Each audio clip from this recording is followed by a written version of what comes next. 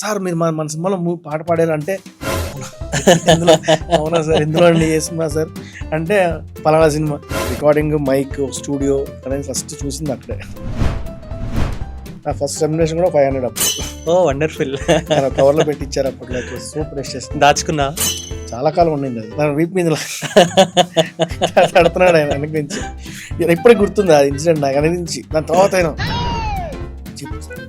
ఇలా ఎక్స్ప్రెషన్ పెట్టి నన్ను చూసి చెప్తున్నాను కదా నీకు అందించాను. సడన్ గా టెలిగ్రామ్ లాగా వచ్చింది నాకు. టెలిగ్రామ్ లాగా వచ్చింది. ఏం టెలిగ్రామ్ నా పేరు మీద వచ్చింది అని చూస్తే యువర్ సెలెక్టెడ్ ఫర్ వార్తాదిగా come to Sarathi studio. Super. అది అంటే అది చూసినప్పుడు ఫస్ట్ మీకు అది ఎగిరి గంతులేసి 4-5 కలిపి 500 సాంగ్స్ ప్లస్ అయిపోయాయి. నీ పాటల కంటే నాకు ఇష్టమైన పాట ఏదో చెప్పనా? గుండెల్లో my ever green my ever favourite Manmadhudu song. తను ఒక 3-4 డిఫరెంట్ స్కేల్స్ తను ప్లే చేస్తూ నాకు పాడాను. కలవరమో తొలివరమో తెలియని తరుణమిది.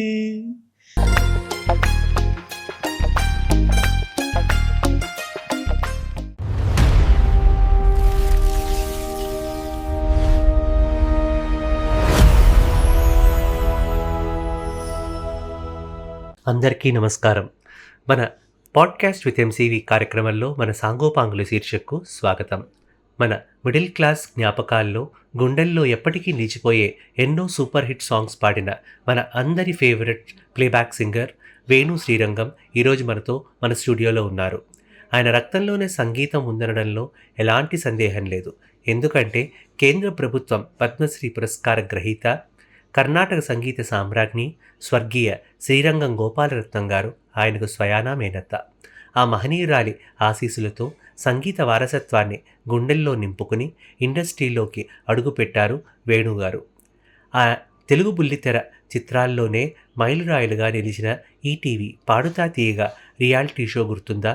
లెజెండరీ సింగర్ ఎస్పి బాలసుబ్రహ్మణ్యం గారి సమక్షంలో ఆ వేదికపై వేణుగారు సాగించిన అద్భుతమైన గాన ప్రయాణం ఆయనలోని అసలైన ప్రతిభను ప్రపంచానికి పరిచయం చేసింది. పాడుతా తీయగా ఇచ్చిన ఆ గ్రాండ్ సక్సెస్ తరువాత ఆయన వెనక్కి తిరిగి చూసుకోలేదు. వెంకీ, తులసి, బాయ్ లాంటి దాదాపు 500 సినిమాల్లో సూపర్ హిట్ పాటలు పాడి మనల్ని మెప్పించిన వేణు శ్రీరంగం గారితో పాడుతా తీయగా నాటి జ్ఞాపకాలు, వారి మేనత్త గారి గురించి నేర్చుకున్న సంగీత పాఠాలు మరియు ఆయన సినీ ప్రయాణ విశేషాలు ఈరోజు మన స్పెషల్ ఎపిసోడ్ పాడ్కాస్ట్ విత్ ఎంసీవీలో సరదాగా మాట్లాడుకుందాం, ముచ్చటించుకుందాం. నమస్తే, పాడ్కాస్ట్ విత్ ఎంసీవీకి స్వాగతం. ఈరోజు మనతో ఆయన విలువైన సమయాన్ని గడపడానికి వచ్చిన నా మిత్రుడు వేణు శ్రీరంగం గారికి స్వాగతం పలుకుదాం. నమస్తే. నమస్తే. ఎలా ఉన్నారు? బాగున్నాను, చాలా బాగున్నాను. Wonderful. All blessings. Thank you. So మొత్తానికి చాలా రోజులకి మిమ్మల్ని కలవడం. లాంగ్ చాలా. సో వేణు, మన పాడ్కాస్ట్ విత్ ఎంసీవీ నా ప్రోగ్రాంలో మీ ప్రయాణం, మీ సంగీత ప్రయాణం గురించి ముందు చెప్తావా? సంగీత ప్రయాణం అంటే ఒకటి ఆల్రెడీ అందరికీ తెలుసు, చాలా వరకు తెలుసు. ఏంటంటే మా నేపథ్యం, మా కుటుంబంలో కూడా మా నాన్నగారు గోవిందాచార్యులు గారు, ఆయన కర్ణాటక సంగీత విద్వాంసులు ఆల్ ఇండియా రేడియోలో. అలాగే మా మేనత్త గారు శ్రీరంగం గోపాలరత్నం గారు, ఆవిడ తెలియని వారు ఉండరు, పద్మశ్రీ. సో అలా కుటుంబ నేపథ్యం అంతా కూడా ఆల్మోస్ట్ సంగీతంలోనే ఉంది. అయితే నా దురదృష్టం ఏంటంటే మా నాన్నగారు నా చిన్నప్పుడే ఇవ్వడం వల్ల నేను ఎక్కువ ఆయన సాంగత్యంలో ఎక్కువ ఉండే అవకాశం దొరకల. మా అత్తగారితో ఆవిడతో కొన్ని కచేరీలు, ఆవిడతో కొంచెం వండర్ఫుల్. ఆవిడతో ట్రావెల్ చేశాను కొన్ని రోజుల పాటు కొన్ని కార్యక్రమాలకు ఆవిడతో పాటు వెళ్ళి చూసి అదృష్టం కలిగింది నాకు. సో అలా నాకు కొంత అంటే స్వతహాగా కొంచెం గొంతు వచ్చినప్పటికీ డెఫినెట్గా మనకు కొంచెం అదొక గిఫ్ట్ లాగా వచ్చింది. బట్ ఆ కుటుంబ నేపథ్యం ఉండడం కూడా ఒక అదృష్టమే అనుకుంటున్నాను నేను. ఎందుకంటే అనేది డెఫినెట్లీ నాకు అదొక గిఫ్ట్. దాన్ని నేను ఎంత సరిపోతానో నాకు తెలియదు కానీ, బట్ డెఫినెట్లీ అదొక అదృష్టమే. బట్ ఆవిడతో కూడా ఏంటంటే ఎక్కువ నాకు ఆవిడ నేర్చుకునే అదృష్టం కలగాలి. అదొక దురదృష్టం తప్ప ఖచ్చితంగా నా కుటుంబంలో ఉండడం అనేది దానివల్ల నాకు కొంత ఈ ప్యాకప్ వచ్చి నేను ఆవిడ కూడా కొంచెం ఎర్లీ ఏజ్‌లోనే వెళ్ళిపోయారు కదా! ఆల్మోస్ట్ 93లో అంటే కరెక్ట్‌గా ఆవిడకి పద్మశ్రీ అవార్డు వచ్చిన సంవత్సరమే. ఓహ్! అదే సంవత్సరంలోనే అయింది ఆవిడకి కూడా. అదే అంటున్నా నాకు 2 ఇప్పుడు మా నాన్నగారు అవ్వడం, ఆవిడ 2 కూడా నాకు చాలా ఎర్లీ ఏజ్‌లోనే జరిగిపోయాయి. సో, వాళ్ళతో ఎక్కువ ట్రావెల్ నాకు కుదరలేదు. జరగల అన్‌ఫార్చునేట్‌లీ. అంటే వాళ్ళ దగ్గర నేర్చుకునే అదృష్టం కలగలేదు నాకు. సో, ఆవిడ దగ్గర పాఠాలు నేర్చుకునే అవకాశం అయితే దొరకలేదు. దొరకలేదు. బట్ ఏంటంటే ఆవిడ చెప్తూ ఉండగా విన్నావా ఎప్పుడైనా? ఆవిడ సాధన చేస్తుంటే విన్నాను. ఎందుకంటే ఆ! పొద్దున్న అప్పటికే ఆవిడకి పద్మశ్రీ వచ్చిన తర్వాత కూడా ఎలా అంటే పొద్దున్న నేను 4కి లేచేసరికి మనకు రూమ్‌లో తంబూరా శబ్దం వినిపిస్తూ వినిపించేది. ఉండేది. ఓహ్! 4 నుంచి. అప్పుడు కూడా ఆ స్థాయిలో కూడా ఆవిడేంటంటే అప్పటికి శృతి ప్రాక్టీస్ చేసేవాడు ఆవిడ. ఫస్ట్ 4-6 ఓన్లీ శృతి మాత్రమే ప్రాక్టీస్ చేసేవారు. వండర్‌ఫుల్. ఏంటి పద్మశ్రీ వచ్చాక నేను మాట్లాడేది. బిరుదులు కాదు. అక్కడ అంటే శృతి సుభకంగా ఉండడానికి ఆవిడ చేసే ఎవ్రీ డే ప్రయత్నం. అంటే ఆ స్థాయికి ఆ వచ్చాక స్థాయికి వచ్చాక కూడా. కూడా ఫస్ట్ 2 అవర్స్ ఓన్లీ శృతి మాత్రమే ప్రాక్టీస్ చేసేవాడు. ఓకే. సో, అది వినే అదృష్టం నాకు కలిగింది. అది మాత్రం ఆవిడ ఖచ్చితంగా నేను ఎప్పుడు గుర్తుంటుంది అది నాకు. అదొక ఇన్స్పైరింగ్ ఇదనమాట నాకు. అంటే అంటే సంగీతానికి అంటే ఆ ప్రయాణానికి ఎలా అంటే మనకి నేర్చుకోవడానికి ఒక టైం గాని అంతు లేదు. అవును. Keep on learning, keep on practising అనేది ఒకటి మాత్రం నేను అక్కడ ఆవిడ దగ్గర ఆ స్థాయిలో అక్కడ నాకు ఒక అవును. ఇన్స్పిరేషన్ అనమాట అది. స్పర్ధయే వర్ధయేత్ విద్య అని అది ఇప్పుడు ఉండాలి. సో, అదొకటి చూసే అదృష్టం కలిగింది ఆవిడ దగ్గర. సో, అలా నాకు నేర్చుకున్న అంటే ఆ తర్వాత నేను నేర్చుకున్నాను. మన హేమావతి నాగరాజు గారని ఆవిడ దగ్గర ఓకే.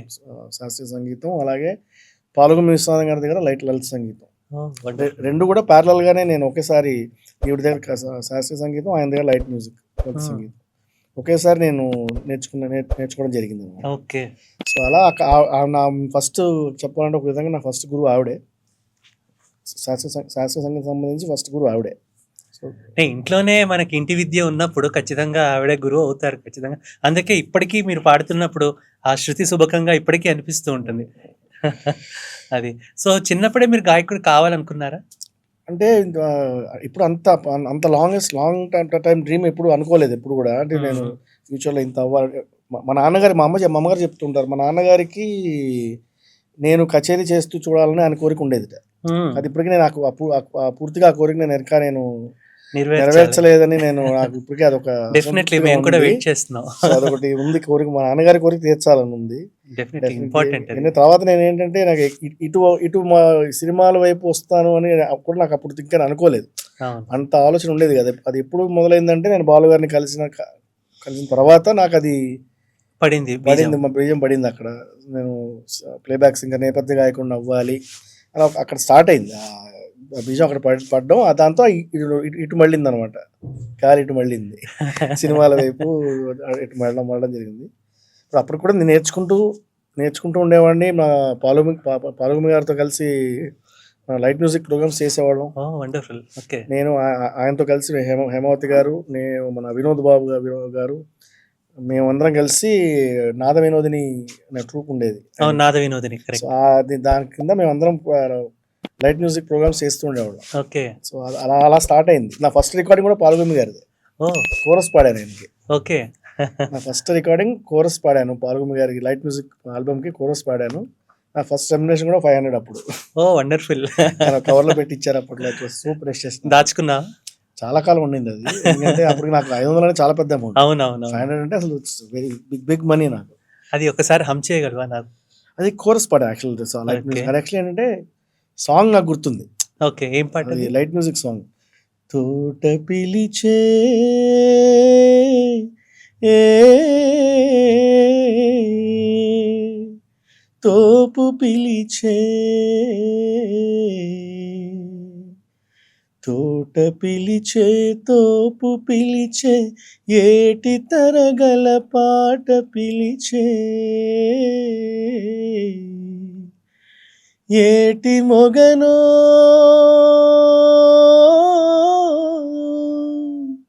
తోట కడను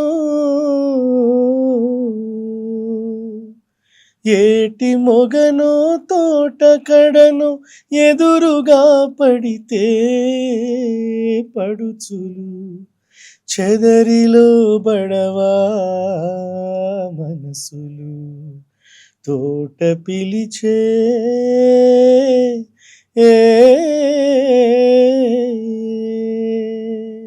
ఈ పాట కోరస్ పాడాను యాక్చువల్లీ నేను, బట్ ఈ Okay. పాట నాకు మై మైండ్ లో పడిపోయింది.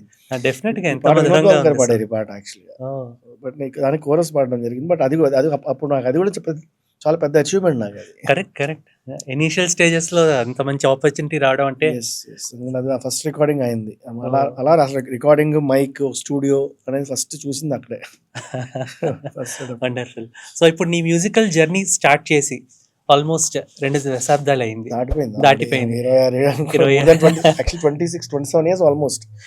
ఫస్ట్ సినిమా రిలీజ్ అయ్యి 26 ఇయర్స్ చెప్పాలంటే 2000 రిలీజ్ అయింది first movie playback singer. Okay.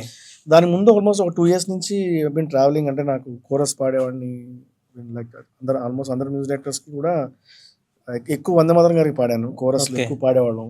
So దాని ముందు 2 years నుంచి ఉంది, ఆల్మోస్ట్ 97-98 నుంచి ఏదో పాడుతుందిగా అయిపోయి బయటకు వచ్చి కొంచెం మీరంతా first batch first batch contestants. కాబట్టి. సో దాని తర్వాత మా ప్రయత్నాలు భాగంగా నేను కోరస్లో ఎక్కువ పాడేవాళ్ళం, ట్రాక్స్ పాడేవాళ్ళం. అవును. సో ఆ ముందు ఉండేది, బట్ మెయిన్ ప్లేబ్యాక్ సింగర్గా నా ఫస్ట్ సాంగ్ రిలీజ్ అయింది 2000లో. 2000. సో అలా చూసుకుంటే 26 years. Which movie is that? నీకోసం, నీకోసం. ఓ, రవితేజ గారు హీరో. ఫస్ట్ ఆయన హీరోగా ఫస్ట్ సినిమా. ఓకే. అప్పటికి వాజ్ ఇన్ క్యారెక్టర్ ఆర్టిస్ట్ గా ఉండేవాడు ఆయన, హీరోగా ఫస్ట్ సినిమా. అండ్ అదేంటి ఆ సినిమా ఒకటి ఏంటంటే అందరూ ఫస్ట్ లాంచ్ అయ్యేది అందరికి.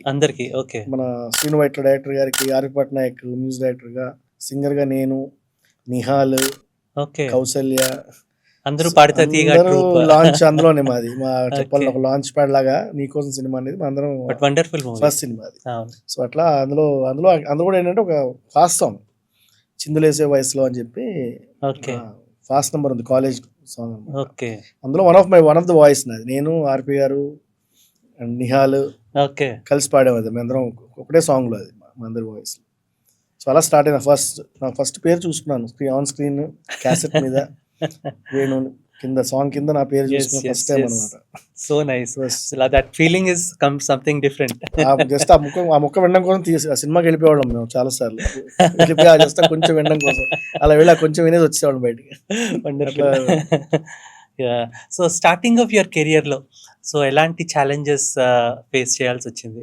ఒకటే ఏంటంటే ఆ టైంలో ఇంకా ఇంత నెంబర్ ఆఫ్ సింగర్స్ లేరు మంది కదా. లేరు. అవును. లిమిటెడ్ ఆల్మోస్ట్ చెప్పాలంటే వేళతో లెక్క పెట్టేంత అవునవును. ముందే ఉన్నాం అవును. చెప్పాలంటే. అంటే కాంపిటీషన్ తక్కువ. బట్ ఏంటంటే అప్పట్లో మాకు ప్లేబ్యాక్ సింగింగ్ అనేది చాలా ఒక పెద్ద ప్లాట్ఫామ్ అండ్ ఆపర్చునిటీ. పెద్ద ఆపర్చునిటీ. ఒక అపురూపంగా ఉండేది. ఒక పాట పిలిస్తే చాలా అపురూపంగా వెళ్ళిపోయేవాళ్ళం అసలు. ఎట్లా అంటే ఇంకా జస్ట్ ఇంకా వాళ్ళు పిలిచిందే తడవన్నట్టుగా ఉండేది మాకు. అంత ఎక్సైటింగ్ గా ఉండేది ఆ టైంలో. ఇప్పుడు జనరేషన్ అంత ఎక్సైట్మెంట్ లేదు చెప్పాలి. ఇప్పుడు చెప్పాలంటే- వాళ్ళకంటే అప్పుడు జనరేషన్ మైండ్ సెట్స్ కూడా అడాప్టబిలిటీ నేచర్స్ ఎక్కువ. ఉండేది. సో ఛాలెంజెస్ అంటే ఎక్కువ నేను అంత కాదు కానీ, బట్ ఏంటంటే డెఫినెట్లీ ప్రతి సాంగ్ ఒక ఛాలెంజ్. పిలిచిన ప్రతిసారి ఏంటంటే మనం ఇది ప్రూవ్ చేసుకోవాలి, బాగా పాడాలి అన్నట్టు ఉండేది. అంటే ఆ కంపోజర్ని, ఆ మ్యూజిక్ డైరెక్టర్ని ఇంప్రెస్ చేయాలి మనం అన్న ఒక అదే మెయిన్ అదే ఛాలెంజ్ ఉండేది. మనం వెళితే ఆ పాట మనం బాగా పాడాలి, ఇంప్రెస్ చేయాలి, కంపోజర్ని ఇంప్రెస్ చేయాలి, వాళ్ళకి నచ్చేలాగా పాడాలి. అదే మెయిన్, అది ఒకటే ఛాలెంజ్ ఉండేది చెప్పాలంటే ఆ టైంలో. అది అంతకు మించి పెద్ద అంటే ఎక్కువ కాంపిటీషన్ అది కదా, అది పెద్ద ఎక్కువ లేదు కానీ, but this is only main focus ఉండేది. ఒక మ్యూజిక్ డైరెక్టర్ పిలిస్తే ఖచ్చితంగా మనం అది ఆ సాంగ్ బాగా పాడాలి, అతను ఇంప్రెస్ చేయాలన్న ఒక ఇది మాత్రం ఉండేది. ఒక అంబిషన్ మోడ్ అన్నమాట. ఉండేది డెఫినెట్ గా. సో కమింగ్ బ్యాక్ టు పాడతా తీయగా, ఎపిక్ ప్రోగ్రామ్ ఎప్పటికైనా Yes. సరే అది బాలు గారిది. సో ఆ రోజుల్లో బాలు గారు స్క్రీన్ మీద మీరు పాడిన పాట మ్యూజిక్ లేకుండా ఒక కేసెట్ లో రికార్డ్ చేసి పంపించండి Yes, అన్న అసలు. అది ఇప్పటికే నాకు ఆ విజువలైజేషన్ అవును, కనిపిస్తూ అవును. ఉంటుంది. అందరికీ అది ఒక డ్రీమ్. అంటే ఇలాగ ప్రోగ్రామ్ ఉంటుందా, చేయొచ్చా అనే ఒక కొత్త సడన్ ఇదేంటి అది కూడా ఎవరు చేస్తున్నారు? ద లెజెండ్ బాలు గారు చేస్తున్నారు. ఆయన స్వయంగా కొత్త సింగర్స్ ని ఇన్వైట్ చేయడం అనేది ఒక కాన్సెప్ట్.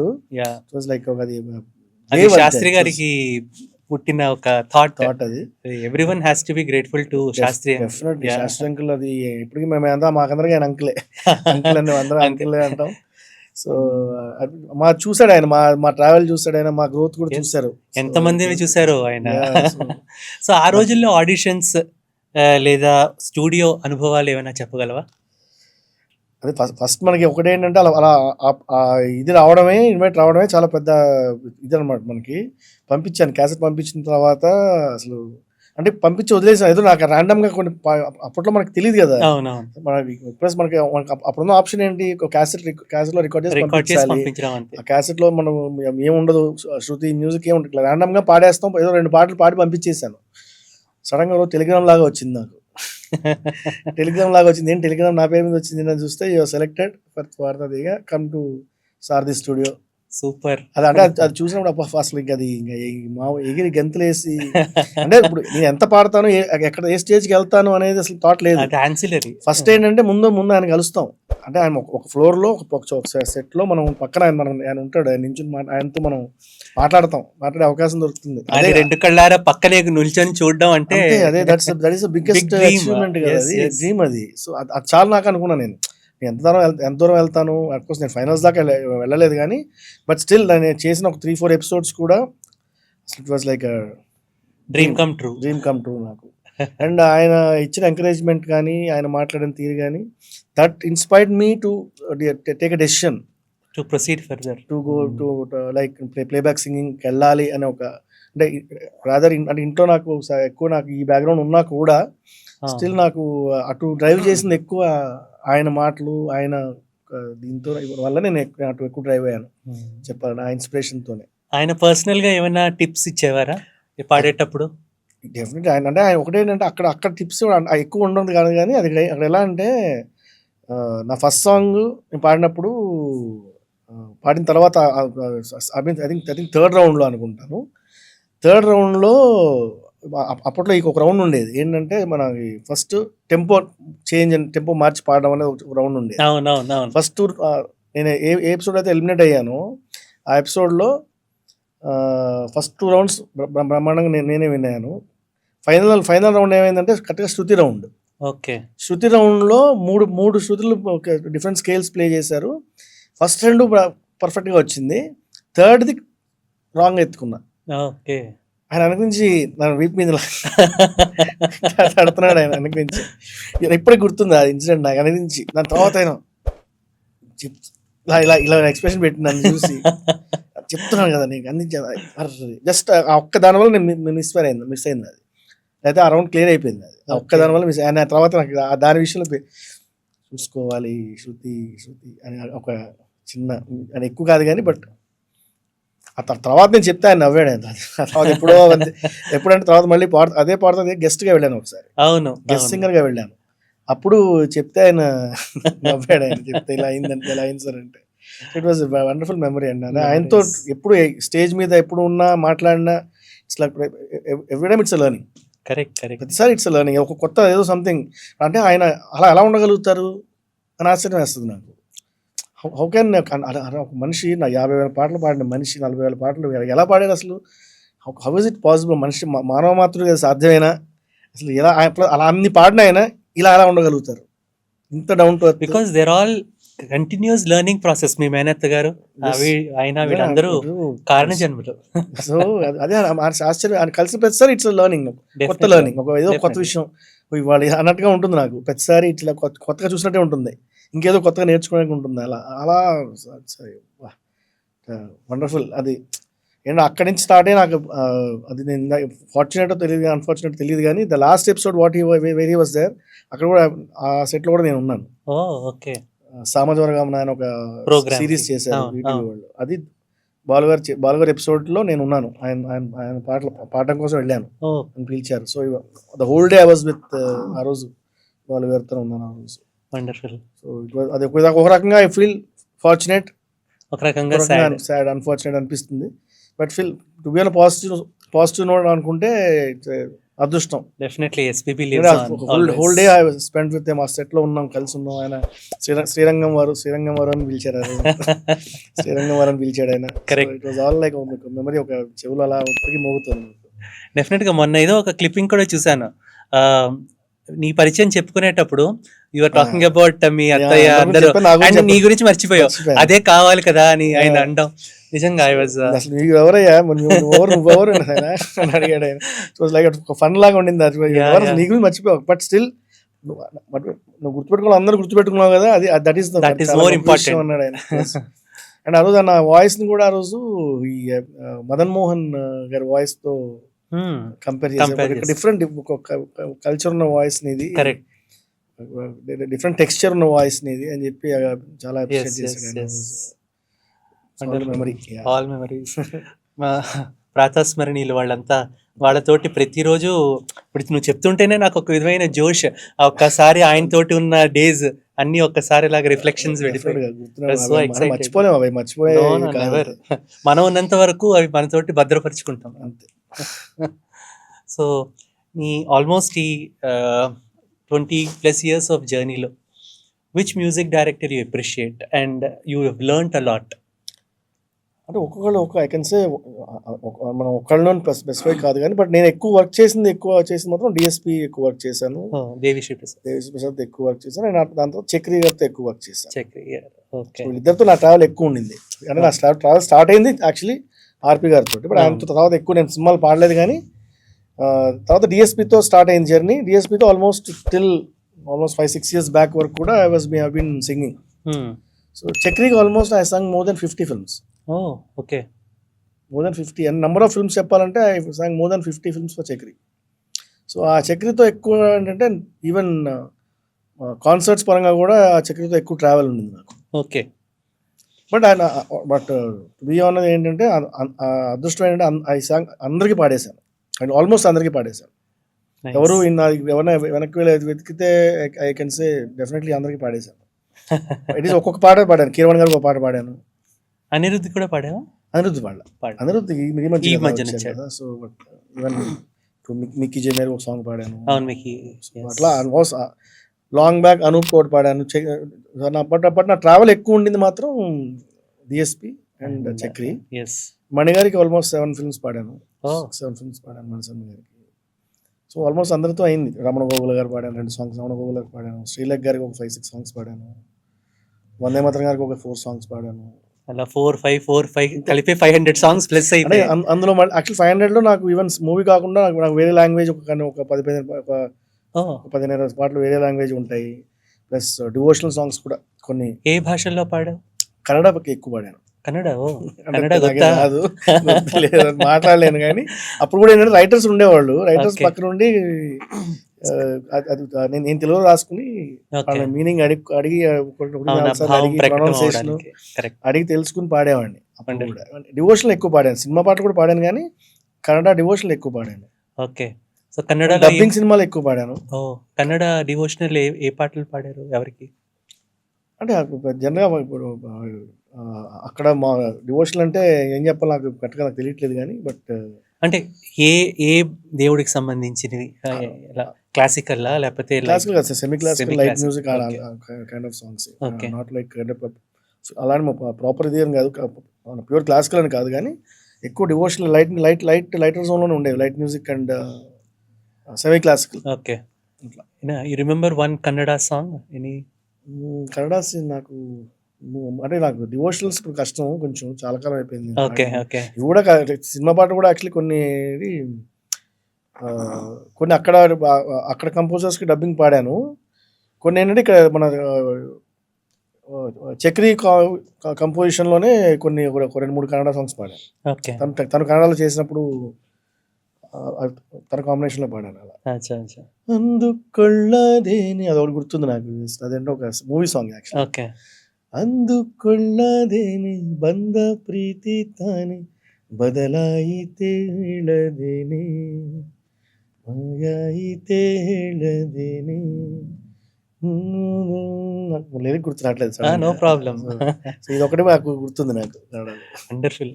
సో నీ అన్ని పాటల కంటే నాకు ఇష్టమైన పాట ఏదో చెప్పనా? గుండెల్లో. My ever green, my ever favourite Manmadhudu song. So ఆ పాటకి సంబంధించి ఏమైనా అనుభవాలు? ఖచ్చితంగా. అంటే ఒకటి ఏంటంటే నాకు అది దేవి నాకు ఇవ్వాలి అని ఇంటెన్షనల్గా తను అనుకుని నాకు పాడించిన పాట అది. వేణుకి ఇవ్వాలి, హిట్ సాంగ్ పాడించాలి ఎందుకంటే తను యాక్చువల్గా అప్పటికి అప్కమింగ్ కదా, రైజ్లో అవును. ఉన్నాడు ఇంకా. తను ఇంకా అవును. యాక్చువల్లీ అప్పటికి ఏంటంటే అన్ని చిన్న చిన్న సినిమాలు చేస్తున్నాడు. ఎక్కువ పెద్ద స్టార్ సినిమాలు ఇంకా తను ఇంకా చేయడం స్టార్ట్ చేయలే. Actually Manmadhudu was is first ఒక పెద్ద హీరో మూవీ అంటే తనకు డిఎస్పీకి ఇట్ ఇస్ మన్మధుడు. కరెక్ట్. తను ఫస్ట్ స్టార్ హీరో చేసిన సినిమా మన్మధుడే. అప్పటిదాకా ఏంటంటే లైక్ తొట్టి గ్యాంగ్ అని ఇలా చిన్న చిన్న సినిమాలు ఎక్కువ చేశాడు. సో స్టార్ హీరోకి ఫస్ట్ టైం చేస్తున్నాడు తను. బట్ ఏంటంటే వేణుకి ఇవ్వాలి అని అనుకుని, అది పర్టికులర్గా ఏంటంటే నాకు ఇప్పటికీ నాకు గుర్తుంది ఏంటంటే, నేను ఒక రోజు బైక్ మీద వెళ్తుంటే హైదరాబాద్ ఇక్కడే నేను actually I use to work for Chiran food club స్టార్టింగ్లో. అంటే యూస్ టు వర్క్ మార్కెటింగ్లో చేసేవాడిని. ఓకే. చేస్తూ ఇటు మార్నింగ్ వచ్చి ఆఫీస్కి వెళ్ళడం, సైన్ చేసేసి జూబ్లీ హిల్స్, ఫిల్మ్ నగర్ అక్కడ వెళ్ళిపోయేవాడిని స్టూడియోలకి. మహతి మార్నింగ్ కొంచెం మహతికి వెళ్ళేవాడిని. తర్వాత మన శ్రీగాన కాలనీలో మన చక్రి స్టూడియోకి, ఇలా స్టూడియో రౌండ్ అప్ లాగా ఉండేది నాది ఎవ్రీడే. అక్కడ వెళ్ళడం, ఇలా సైన్ చేసి ఇటు వచ్చేయడం డైలీ. సాయంత్రం మనం ఇలా ఆఫీస్కి వెళ్ళి సైన్ చేసి జంప్. సో ఈ టైప్లో ఉండేది. సో అలా చేస్తున్న టైంలో అంటే యాక్చువల్ అప్పటికి ఆల్రెడీ నేను ఒక సాంగ్ పాడున్నా దేవికి, కలుసుకోవాలని ఉదయ్ కిరణ్ సినిమా ఉంది కదా, ఆల్రెడీ ఒక సాంగ్ పాడున్నా అంత ముందే. That was my first song for DSP. Actually అది కూడా చాలా మంచి పాట. సినిమా పెద్ద ఆడలేదు కానీ చాలా మంచి పాట, మన సీతారామదాస్ గారు రాసిన పాట. సో అది ఫస్ట్ ఇది పాడాను. దాని తర్వాత మధ్యలో కొన్ని సాంగ్స్ పాడాను కానీ ఐ వాజ్ వెయిటింగ్ ఫర్ మన ఒక కరెక్ట్ సాంగ్, పర్ఫెక్ట్ సాంగ్ కోసం వెయిట్ చేస్తున్న టైంలో తనకి ఈ సినిమా వచ్చింది మన్మధుడు. ఓకే. అయితే ఒక రోజు ఇలా బైక్ మీద ఎక్కడో ఎటు వెళ్తూ ఉంటే, ట్రావెల్ వస్తుంటే సడన్గా తను అప్పట్లో మొబైల్స్ ఇవి ఉండేవి, పొడుగు మొబైల్స్ ఉండేవి కదా. తను చెన్నై నుంచి కాల్ చేశారు నాకు దేవి. చేసి తను అటు సైడ్ నుంచి కీబోర్డ్ మీద కూర్చుని, నేను ఇక్కడ ఫోన్ రోడ్ మీద ఉన్నా, ఇక్కడ బయట ఉన్నారా, ఒకసారి పక్కకి ఆగండి, పార్క్ చేసుకుని ఆగండి అన్నాడు తను. సరే అని పార్క్ చేసుకుని రోడ్ మీద పక్కన ఒక చెట్టు ఉంటే ఆ చెట్టు పక్కకి వెళ్ళి ఫోన్ మాట్లాడుతుంటే తను అక్కడి నుంచి తను అటు కీబోర్డ్ మీద ఉన్నాడు. తను ఒకసారి ఈ స్కేల్ నేను ఇక్కడ ప్లే చేస్తాను, ట్యూన్ ప్లే చెప్తాను, ఒకసారి పాడతారా అన్నాడు. ట్యూన్ తను ఒక 3-4 డిఫరెంట్ స్కేల్స్లో తను ప్లే చేస్తూ నాకు పాడాను. ఫైనల్గా ఒక స్కేల్ దగ్గర లాక్ అయింది. ఈ స్కేల్ ఓకే కదా మీకు, ఈ స్కేల్ మీకు ఓకే కదా అని చెప్పి అడిగి, నాకు ఈ స్కేల్ ఓకే అని నేను కన్ఫర్మ్ చేసిన తర్వాత అదే స్కేల్లో ఆ సాంగ్ని కంపోజ్ చేసి రికార్డ్ చేసాం. సో దట్ వాజ్ అదొక అది ఎప్పటికీ మర్చిపోలేదు. ఎందుకంటే నా వాయిస్ తగ్గట్టు, నా వాయిస్ రేంజ్కి తగ్గట్టు ఒక సాంగ్ని కంపోజ్ చేయడం, అది ఫస్ట్ అండ్ లాస్ట్ నాకు తెలిసి. దాని తర్వాత అవసరం పడలేదు దేవికి, ఎందుకంటే చాలా పాటలు పాడాను కానీ ఇంకా తనకు ఒక సాంగ్ పాడితే తనకు అర్థమవుతుంది, వీళ్ళ వాయిస్ రేంజ్ ఏంటి, ఎక్కడి వరకు పాడగలడు, ఏ స్కేల్ వరకు తను రీచ్ అవ్వగలడు, వాళ్ళకి ఒక జడ్జ్మెంట్ వచ్చేస్తుంది ఆటోమేటిక్గా. సో ఆ పాటకి పర్టికులర్గా ఎందుకు అంత రీచ్ అయ్యింది, ఎందుకంత అయింది అంటే ఇప్పటికీ నా ఆన్సర్ అదే. ఏంటంటే తను పర్టికులర్గా నన్ను ఆ కేర్ తీసుకుని వేణుకి ఈ శృతి కరెక్ట్గా సరిపోతుంది అని తను ప్రాపర్ హోంవర్క్ తోటి చేసి అదే దీనిలో తను కంపోజ్ చేసి రికార్డ్ చేయడం జరిగింది. సో దట్ ఈస్ రీజన్ ఆ సాంగ్ ఎందుకంత పర్ఫెక్ట్గా రావడానికి, నా వాయిస్ కూడా అంత ఆ పాటకి అంత యాప్ట్గా సూట్ అవ్వడానికి. అండ్ నాగార్జున గారు కూడా అదేంటో అది ఎందుకో తెలియదు ఇప్పటికీ, చాలా మంది అంటారు అన్నమాట. నాగార్జున గారికి అట్ ఎస్పెషల్లీ అది పర్ఫెక్ట్గా అలా వాయిస్ మ్యాచ్ అయింది, చాలా మ్యాచ్ అయిపోయింది. నేను అనుకుని పాడింది కాదు, అనుకుని చేసింది కాదు అది. నేను నాగార్జున గారికి పాడాలి, ఇలా నా వాయిస్ మార్చాలని నేను అనుకుని చేయలేదు. అది అనుకోకుండా అది ఒక టైం వచ్చింది, అలా కలిసిపోయింది. అది దాన్ని ఆ సాంగ్ నేనే ఎక్స్పెక్ట్ చేయలేదు. నేను పాడినప్పటికీ ఫైనల్ అవుట్పుట్ వింటే నాకే అసలు బ్లోన్ అవే. వండర్ఫుల్. ఎందుకంటే పాడినప్పుడు ఫస్ట్ మనం పాడినప్పుడు ఏంటి, ఓన్లీ బేసిక్ ట్రాక్ ఉంటుంది, ఫుల్ ఫ్లెష్డ్ గా ప్రోగ్రామింగ్ ఏమి ఉండదు కదా, ఫైనల్ మిక్స్ ఉండదు, ఓన్లీ జస్ట్ ఒక రఫ్ ట్రాక్ ఉంటుంది. ఏమి ఎక్కువ ఏమి ఇన్స్ట్రుమెంట్స్ లేవు, లైవ్ ఏం లేవు, జస్ట్ ఒక షూటింగ్ పర్పస్ పంపించడం కోసం ఒక ట్రాక్ చేసుకొచ్చి హైదరాబాద్ అన్నపూర్ణ స్టూడియోస్లో చేశాను వాయిస్ మిక్సింగ్. అక్కడ ఇంకో అదృష్టం ఏంటంటే అదే సినిమాలో నా మనసుని మీటకే ఆ పాట పాడడానికి బాలు గారు సేమ్ డే ఓకే ఆయన పాడి వెళ్ళిపోయిన తర్వాత ఆయన పంపించేసి అప్పుడు దెన్ వీ హ్యాడ్ ఈ సాంగ్ రికార్డ్ చేసాం. సో లోపల ఆ రోజు నాకు had privilege of listening him live recording లో. అసలు బాలు గారిని చూడాలి, నేను ముందు రోజు చెప్పాను రేపు మార్నింగ్ బాలు గారు వస్తున్నారు అనగానే నేను వస్తాను దేవిని వచ్చి నేను చూడాలి లైవ్గా పాడాను రండి అన్నాడు. తను మార్నింగ్ వెళ్ళిపోయాను నేను ఆయన 10కి వస్తానంటే నేను 9కే వెళ్ళిపోయాను. వెళ్ళిపోయి కూర్చున్నాను అక్కడ. వచ్చారు ఆయన లైవ్ అంటే జస్ట్ హాఫ్ అన్ అవర్లో జస్ట్ పల్లవి చరణం అయిపోయింది. అంటే ఇట్ వాజ్ లైక్ ఏంటి ఇలా కూడా పాడేస్తారా అని అనిపించింది నాకు. I wanted to see live. అంటే అది ఒక డెఫినెట్ గా రన్నింగ్ కదా అసలు. ఆయన బాలు గారిని లైవ్గా రికార్డింగ్లో అప్పుడు స్టేజ్ మీద చాలాసార్లు చూసాం, బట్ రికార్డింగ్లో చూడాలని నా కోరిక ఉండేది. అక్కడ ఆ రోజు అది కూడా తీరిపోయింది. అయిపోయాక నేను మళ్ళీ ఆ లోపలికి వెళ్ళి ఆయన కలిసి బ్లెస్సింగ్ తీసుకుని అలా పాడుతున్నాను సార్ అని చెప్తే గుడ్ లక్ నాన్న అన్నారు. సో దట్ వాజ్ అదొక అదృష్టం. అదే సినిమాలో ఆయనతో పాటు ఇంకొక నేను కూడా ఆ క్యాసెట్లో నా వాయిస్ షేర్ చేసుకోవడం అనేది ఒక బ్లెస్సింగ్. వండర్ఫుల్. అసలు ఎన్ని మెమరీస్ దాచుకున్నావు. డెఫినెట్. అంటే నాకు అంటే ఎప్పుడు అంటే మధ్యలో చాలాసార్లు చెప్పు ఉండొచ్చేమో కానీ, బట్ ఎందుకంటే అది ఎప్పుడు చెప్పుకున్నా అదొక ఫ్రెష్ ఫీలింగే నాకు ఉంటుంది. ఎప్పుడో నాకు అదేదో అయిపోయింది కదా అన్నట్టు ఉండదు. కొన్ని మెమరీస్ ఎప్పటికీ ఫ్రెష్ గా, మనం ఎంత ఫ్రెష్ గా ఉంటాం అవి తలుచుకున్నప్పుడు కూడా నాకు ఇట్ ఫీల్స్ లైక్ ఇవన్నీ నాకే జరిగాయా, ఇవన్నీ నాకే జరిగాయా అన్న ఫీలింగ్ వస్తుంటుంది నాకు. ఎంత భగవద్దత్తం మీ ఫ్యామిలీకి ఉన్న మీ మేనత్త గారి ఆశీర్వాదం అదంతా. ఇంకొక అంటే అవుట్ ఆఫ్ ది వే అని చెప్పాలంటే ఇంకొక అదృష్టం కూడా ఏంటంటే, ఒక సాంగ్ పర్టికులర్గా అంటే ఇది చెప్పొచ్చు, ఐ థింక్ ఇప్పుడు మేబీ చరణ్ వింటాడేమో నాకు తెలియదు తర్వాత. పర్లేదు, చరణ్ కూడా is very close to me, so problem లేదు. కానీ బట్ ఏంటంటే ఒక సాంగ్ ఉంది బ్రహ్మాస్త్రం సినిమాలో, ఆల్రెడీ బాలు గారితో పాడిచ్చేశారు. ఓకే. అయితే ఏమైందంటే ఆ పర్టికులర్ ఆ సాంగ్ ఆ డైరెక్టర్కి ఏమైందంటే ఆ సిచ్యువేషన్కి బాలు గారి వాయిస్ చాలా ఎక్కువైపోయింది. ఇంత మెచ్యూరిటీ, ఇంత అవసరం ఎక్కువైపోయింది, అవసరం లేదని అనుకుని అప్పుడు మళ్ళీ బాలు గారి వాయిస్ వద్దు, మనకి ఆ సందర్భానికి చాలా ఎక్కువైపోతుంది అది గొంతు. అందుకని వాళ్ళు వద్దనుకుని ఆ దృష్టి నాకు వచ్చింది. నేను పాడాను ఆ పాట.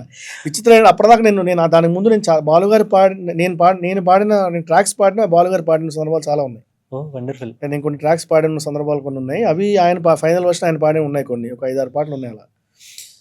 అదే ఆ సిచ్యువేషన్లో ఏంటంటే ఆయన గొంతు నేను హెడ్ఫోన్లో పెట్టుకుని ఆయన ట్రాక్ విని నేను పాడాను.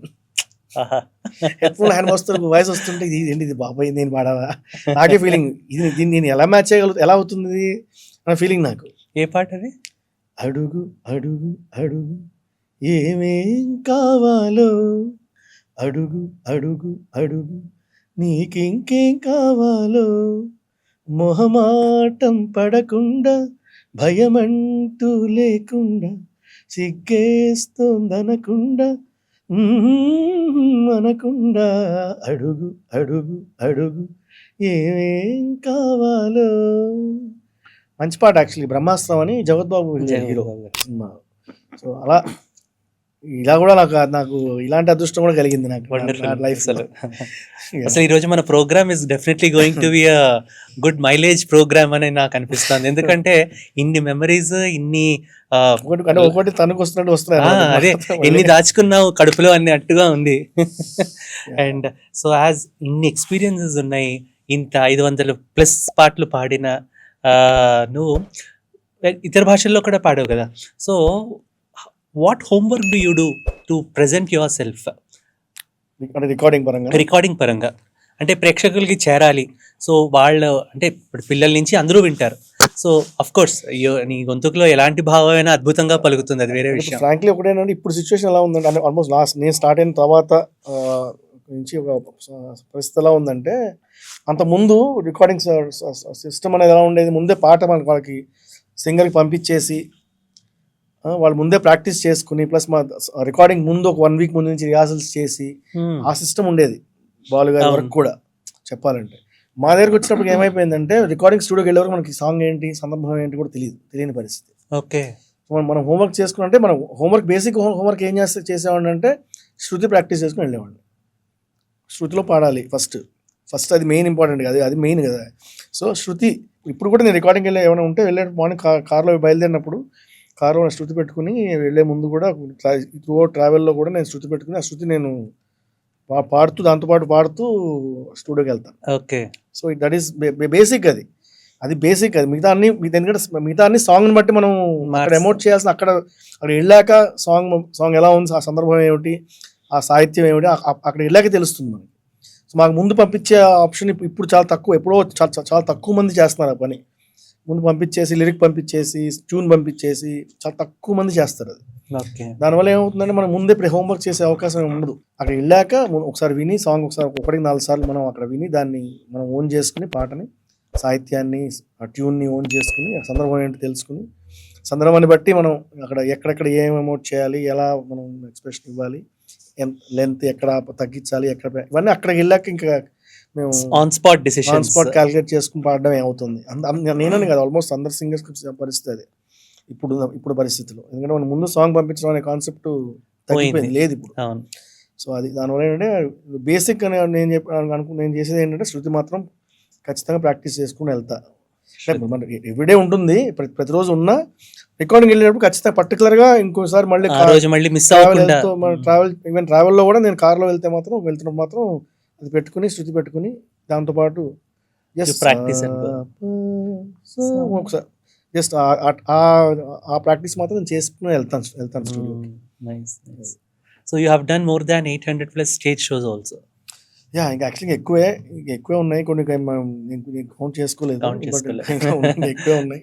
సో వాట్ అంటే ఒక స్టేజ్ పెర్ఫార్మెన్స్ ఇచ్చేటప్పుడు, లైవ్ పెర్ఫార్మెన్స్ ఇచ్చేటప్పుడు ఆ డైమెన్షన్స్ అంటే pulse of the audience, so how do you calculate and how do you drive your stage? Definitely stage అనేది ఏంటంటే మనకి డైరెక్ట్ ఇంటరాక్షన్ టు ఆడియన్స్ కదా, అందుకే డైరెక్ట్ ఆడియన్స్తో ఇంటరాక్షన్ ఉంటుంది కాబట్టి అదొక డిఫరెంట్ ఎక్స్పీరియన్స్ మనకి. ఒకటేంటంటే మరి అది కూడా purely depends on the event బట్టి కూడా ఉంటుంది. దానిలో కూడా ఏంటంటే మనకి కొన్ని మెగా ఈవెంట్స్ ఉంటాయి, కొన్ని ఎక్కువ వచ్చే ఆడియన్స్ని బట్టి మన కాన్సెప్ట్ని బట్టి కొన్ని ఈవెంట్స్ అలా కొన్ని షోస్ ఏంటంటే కొంచెం మనం సఫిస్టికేటెడ్గా కొన్ని పద్ధతిగా నుంచి పాడే కొన్ని ఈవెంట్స్ ఉంటాయి, అలాగే పాడాలి. మన ప్రతి చోట మనం ఒక హడావిడి చేసే ఉండలేరు, ఉండడం కుదరదు. But when it comes to some commercial వేరే రకమైన ఈవెంట్స్ ఉన్నప్పుడు, కొన్ని ఫాస్ట్ సాంగ్స్ పాడాల్సి వచ్చినప్పుడు definitely we try to interact ఆడియన్స్తో పాటు ఇంటరాక్ట్ అవ్వడం. ఎస్పెషల్లీ నా పాటలు పాడినప్పుడు నేను ఎక్కువ ఇంటరాక్ట్ అవుతాను. నా సాంగ్స్ పర్ఫామ్ చేస్తున్నప్పుడు అక్కడ ఆడియన్స్ నుంచి రియాక్షన్ని బట్టి నేను వాళ్ళతో ఇంటరాక్ట్ అవ్వడం. ఇక్కడనే కాదు, ఈవెన్ అబ్రాడ్లో ఇప్పుడు యూఎస్లో చేసినప్పుడైనా సరే అక్కడైనా అంతే. ఏంటంటే నేను పాడినప్పుడు డెఫినెట్లీ నా సాంగ్ పాడినప్పుడు ఇంకొంచెం నేను ఎక్కువ యాక్టివ్ అవుతాను, ఆబ్వియస్లీ యాక్టివ్ అవుతాం కదా. దాంతో కూడా ఆటోమేటిక్గా ఆడియన్స్ని కూడా మనం యాక్టివ్ చేయడం అనేది అదొక అలవాటుగా అయిపోయింది. అది అందులో కూడా మళ్ళీ అంటే ఈవెన్ ఒక నార్మల్స్ కొన్ని షోస్ ఉంటాయి, పద్ధతిగా పాడాల్సిన పాటలు కొన్ని ఉంటాయి, కొన్ని ఈవెంట్స్ ఉంటాయి. అలాంటప్పుడు ఒక వేరే జోన్లో ఉంటాం మనం. సో అదొక ఎక్స్పీరియన్స్, ఇదొక ఎక్స్పీరియన్స్. రెండు రకాల ఎక్స్పీరియన్స్లు మనకి అలవాటే, రెండు మనకు ఉన్న ఎక్స్పీరియన్స్లు ఉన్నాయి. లైవ్ షోస్ ఇలాంటివి ఏమైనా స్టేజ్ షోస్ పంచుకున్నావా బాలుగారితో? కొన్ని, అంటే అన్ని ఎక్కువ కాదు కానీ ఒకటి ఈ వాళ్ళెవరు పూర్ణోదయ వాళ్ళ ఒక షో చేసాం అప్పట్లో అక్కడ రవీంద్ర భారతిలో. పూర్ణోదయ మూవీస్ ఉన్నాయి కదా, ఉంది కదా, స్వాతి ముత్యం ఇవన్నీ చేసాం. బ్యానర్, ఆ బ్యానర్ వాళ్ళు సెలబ్రేట్ చేసి వాళ్ళది ఒక ఈవెంట్ చేసాం. అప్పుడు బాలుగారితో కలిసి స్టేజ్ మీద పర్ఫామ్ చేశాను. తర్వాత బాలుగారు స్పెసిఫిక్గా ఇక్కడ మన శిల్పకళా వేదికలో చేశారు ఒకటి, చాలా పెద్ద ఈవెంట్. ఇప్పుడు మన ఎంఎస్వి గారు వీళ్ళందరూ కూడా వచ్చారు. అప్పుడు బాలగాంధర్వం. సో అదొకటి ఈవెంట్. తర్వాత విద్యాసాగర్ గారికి ఫిల్ స్టేషన్ చేసినప్పుడు అదొక show.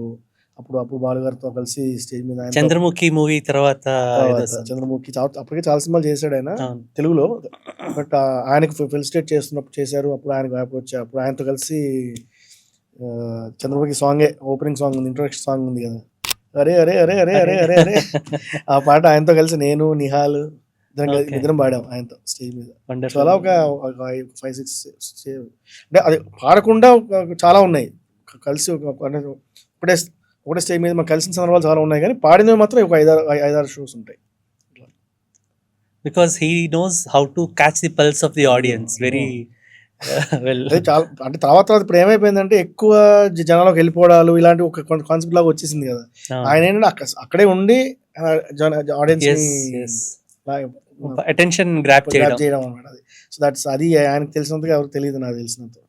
So you composed couple of music కదా, సంగీత దర్శకుడిగా కూడా you have తక్కువ been అంటే అది కూడా నేను ఇప్పుడు ఏంటంటే మా అకాడమీ అని నా అకాడమీ ఒకటి స్టార్ట్ చేసాను Established, 10 years yeah. Back. yes so ఆ క్రమంలో మా స్టూడెంట్స్తో కొన్ని సాంగ్స్ కంపోజ్ వినాయక చవితికి Okay. సందర్భంలో శివరాత్రి సందర్భంలో ఇలా కొన్ని సందర్భాల్లో ఆ స్టూడెంట్స్తో కొన్ని చేయాల్సిన పరిస్థితి వచ్చి చేశాను కొన్ని. అలా స్టార్ట్ అయింది. వండర్ఫుల్. ఫుల్ ఫ్లెజ్డ్ ఇంకా కంపోజర్గా నేను ఇంకా అవ్వలేదు.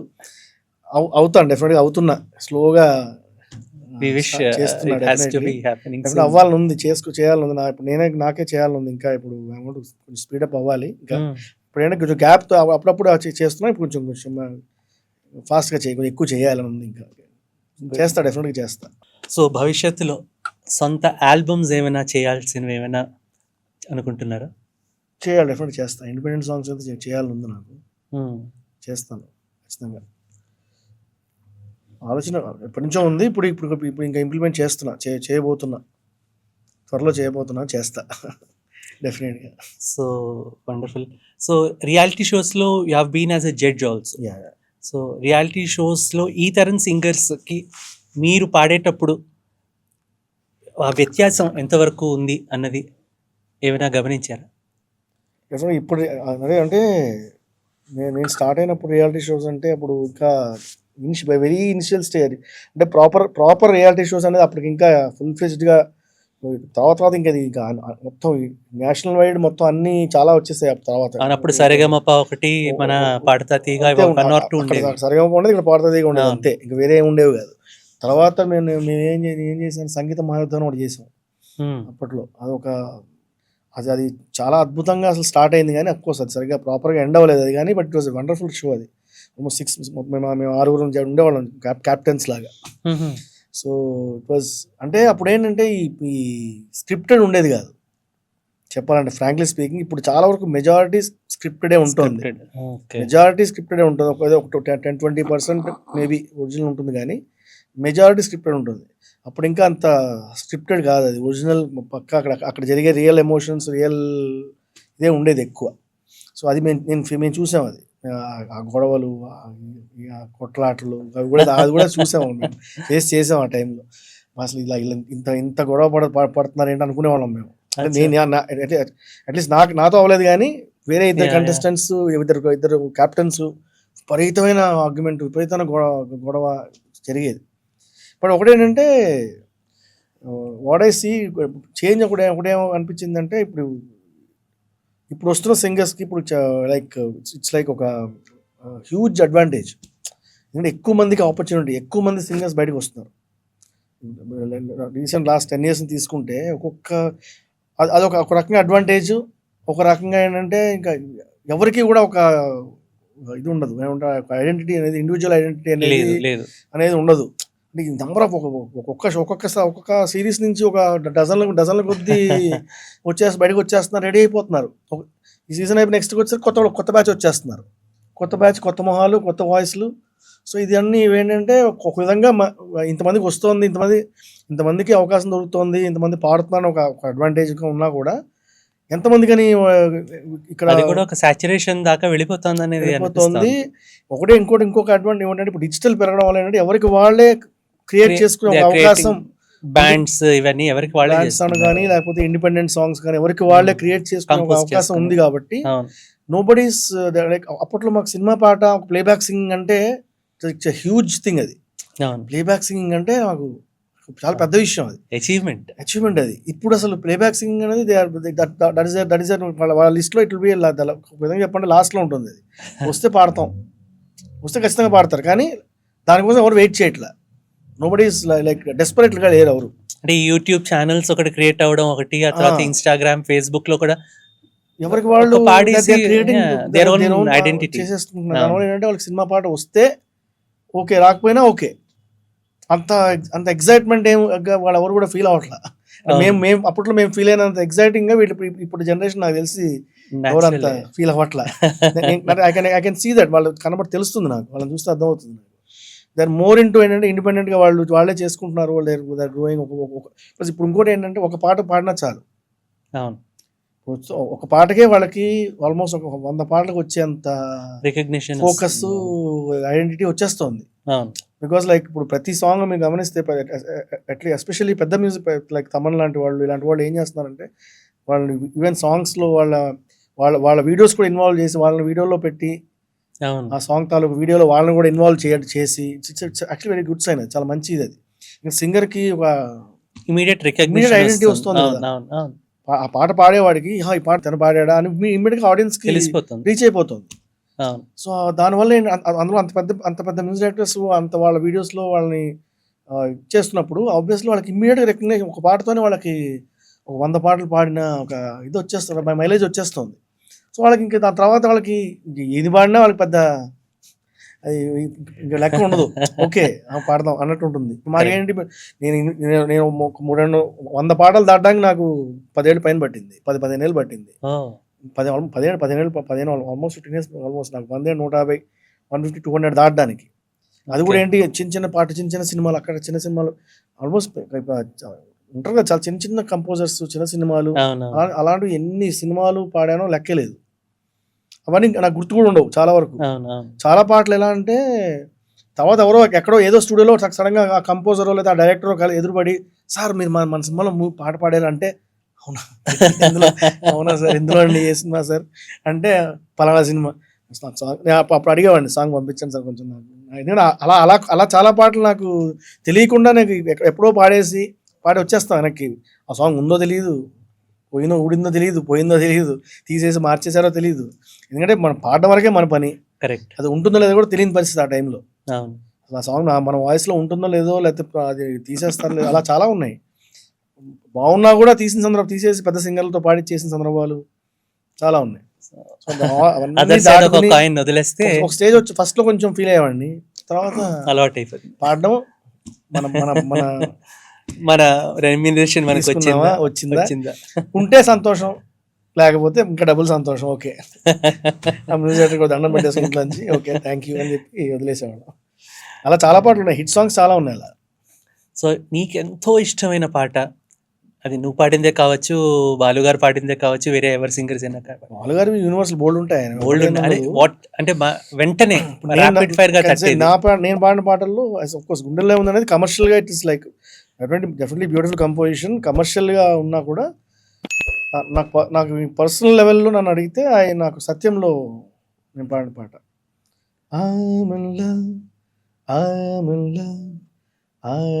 love with you, కనులలో దాచిన కావ్యమేను, కావేరి కదిలితే మేఘాలు ఉరిమితే మనసులో నువ్వే, ఆనింగి కరిగితే నేల చేరిన చినుకువే నువ్వే, గుండెలో చిరు కలవరం తొలిసారిగా నువ్వే, అర్పితం ఈ జీవితం నిన్ను చేరడం కొరకే. వండర్ఫుల్. సత్యంలో మూవీలో సాంగ్ ఇది, చక్రి గారి మ్యూజిక్ లో. అప్పటి పాట అసలు అప్పట్లో వండర్ఫుల్ సాంగ్. నాకు పర్సనల్ గా నన్ను అడిగితే నాకు ఈ పాట ఎక్కువ ఇష్టం నాకు. తర్వాత చాలా మంచి పాట. ప్రతి వ్యాలంటైన్స్ డే కి పాట వినకుండా ఉండేవాళ్ళం కాదు అప్పుడు. ఇప్పటికీ టీవీలో చూస్తే చాలా చాలా మేజర్ ఛానల్స్ లో టీవీలో వస్తుంటుంది ఇప్పటికి. సో నాకు చాలా పర్సనల్ గా నాకు చాలా ఇష్టం పాట. Super super. సో నీ రికార్డింగ్ టైమ్స్ లో any funny incidents or something which you always remember? Funny అంటే ఐ కెన్ సే ఒకటి, కొన్ని ఎలా ఉంటాయంటే, అంటే మన పేర్లు తీసుకోకుండా కానీ కొన్నిసార్లు ఎలాంటి మ్యూజిక్ డైరెక్టర్స్తో వర్క్ చేసామంటే వాళ్ళకి ఎలా ఉంటుందంటే, కొంతమందికి వాళ్ళకి they don't know what they want. వాళ్ళకి తెలియదు, వాళ్ళకి ఏం చెప్పాలో తెలియదు. But he'll be A composer, but he's on composer ప్లేస్లో ఉన్నాడు ఆయన. You have to respect him. Correct. What ever he's నాకు తెలుసా తెలీదా కాదు, బట్ హీస్ ఇన్ కంపోజర్ కూర్చున్నప్పుడు we have to respect him కదా. సో అలాంటి టైంలో ఏంటంటే మాకు ఇట్ ఈస్ లైక్ మా ఆ ఇంట్రాక్షన్స్ మాకు ఎలా ఉంటుందంటే, ఈవెన్ పక్కన ఉన్న ప్రొడ్యూసర్ కూడా ట్యూన్ చెప్పేస్తుంటాడు. ప్రొడ్యూసర్ కూడా ట్యూన్ చెప్పేస్తుంటాడు, కంపోజర్ ఏమో వాయిస్ ఉండదు. నేను ఈయన అడుగుతుంటాను తక్కువనే, సార్ మీరు చెప్పండి అంటాను, పక్కన ఆయన చెప్తుంటాడు. సో ఇట్లాంటివి లైక్ నేను నాలోనే నవ్వుకోవడం తప్ప it's like it was like ఇలా చాలా జరిగాయి నాకు. ఇలా చాలా చాలా రికార్డింగ్స్ నాకు ఎక్స్పీరియన్సెస్ చాలా జరిగాయి నాకు, నాట్ జస్ట్ ఒకటి కాదు ఇది. ఎందుకంటే అద్భుతమైన ఇప్పుడు మణిశర్మ లాంటి వాళ్ళు, కిరవాణ్ గారు లాంటి వాళ్ళతో పాడాము, ఇలాంటి పెద్ద పెద్ద వాళ్ళతో పాడాము. అదొక లెవెల్ ఆఫ్ ఎక్స్పీరియన్స్. ఇవన్నీ కూడా ఒక ఎక్స్పీరియన్సే డెఫినెట్లీ. అంటే మనం ఎందుకంటే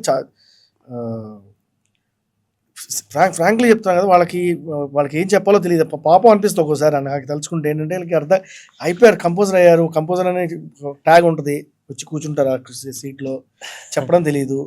పలానా ట్యూన్లో పోనీ పలానా ఇది ఈ నోట్ ఇక్కడ నాకు ఇలా కావాలి, ఇక్కడ ఎక్స్ప్రెషన్ కావాలని కూడా చెప్పడం తెలియని పరిస్థితి ఉంటుంది.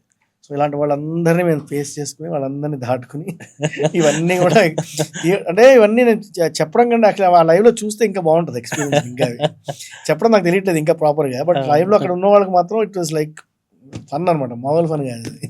తర్వాత అయిపోయాక నేను ఇంటికి వస్తున్నప్పుడు తలుచుకుంటుంటే నవ్వు వస్తుంటుంది.